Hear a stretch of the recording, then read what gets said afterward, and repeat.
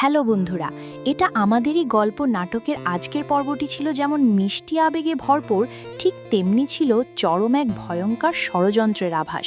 চলুন এক নজরে দেখে নিই আজ কি ঘটলো আর আগামী পর্বে আমাদের জন্য কি ভয়ঙ্কর চমক অপেক্ষা করছে। আজকের পর্বের শুরুতে আমরা দারুণ কিছু মিষ্টি মুহূর্ত দেখেছি। ভবিষ্যৎ সন্তান নিয়ে স্বামী স্ত্রীর খুনসুটি সবার মন কেড়েছে।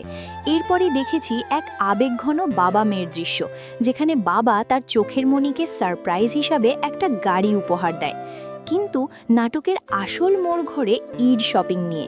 মেয়ে যখন তার মায়ের কাছে বাবার পাঠানো ঈদের উপহার নিয়ে আসে, তখন মা রেগে আগুন। মেয়ে অনেক কান্না করে অনুরোধ করে যেন মা বাবাকে ক্ষমা করে দেয়, কিন্তু মায়ের সেই এক জেদ, সে কিছুতেই তার স্বামীকে ক্ষমা করবে না। এই অভিমান কি কখনো ভাঙবে? অন্যদিকে নাটকের সবচেয়ে ভয়ঙ্কর এবং কষ্টদায়ক দৃশ্যটি ছিল যখন এক লোভী ছেলে তার অসুস্থ আর সরল বাবার বিশ্বাস নিয়ে খেলল। ব্যবসার জন্য ব্যাংক লোনের মিথ্যা কথা বলে বাবার চোখে চশমা না থাকার সুযোগ নিয়ে সে প্রপার্টির দলিলে সাইন করিয়ে নিল। অসুস্থ বাবা টেরও পেল না যে নিজের পেটের ছেলের হাতেই সে কতটা প্রতারিত হলো।